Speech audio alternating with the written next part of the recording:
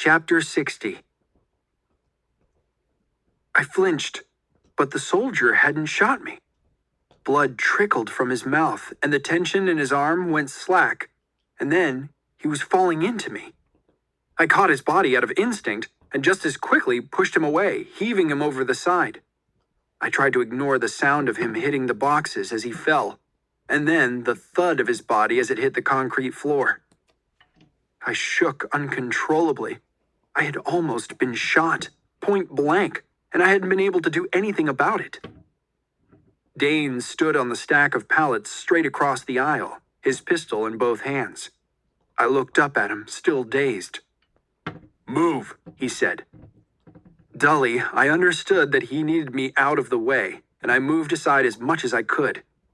Dane got a running start and leaped across the chasm between the pallets, landing with so much momentum, he almost went over the other side. He saw me standing there blinking like an idiot and grabbed my arm. Not hard, but rough enough to shake me out of my stupor. "You all right?" he asked me, his brown eyes finding mine and bringing me back. "Yeah," I said. "I'm okay." He put his hands on my waist and lifted me to the window like he was picking up a toddler. I grabbed on, pulled myself up, and there was Aaliyah to help me the rest of the way. We both reached down and helped Dane up. We were on the roof of a warehouse in the middle of the night with no one else around but terrorists, who were probably at that moment swarming up the pallets and out the exits, meaning to trap us. "Now what?" I asked. We ran to the edge of the roof. It was too far to jump. We'd break our legs or worse. The sound of the man hitting the floor from the top of the pallets came back to me suddenly, unbidden. I stepped back, feeling sick. "There has to be a ladder down somewhere," Aaliyah said. "Which they'll be taking up," Dane said.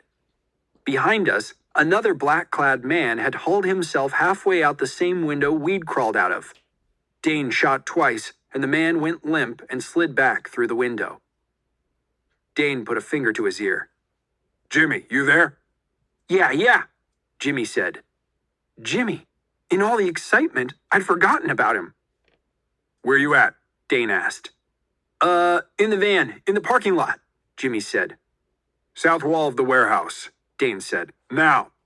"On it," Jimmy said. We heard tires squeal, and in what seemed like an eternity, but was probably only seconds, the white van was parked right beneath us. "You here?" Jimmy asked. "Dane, where are you?" "Don't move," Dane said. "We're coming to you." Before I could even ask what Dane planned to do, he jumped.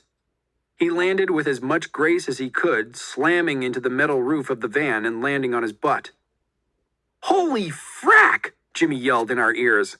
"What was that?" "Don't move, Jimmy," Aaliyah said. "We're coming down." "A little warning would be nice is all," Jimmy cried.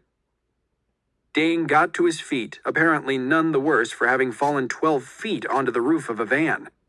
He signaled to Aaliyah, and she jumped. She half landed, was half caught by Dane, and she slithered down the windshield. Dane waved for me to follow.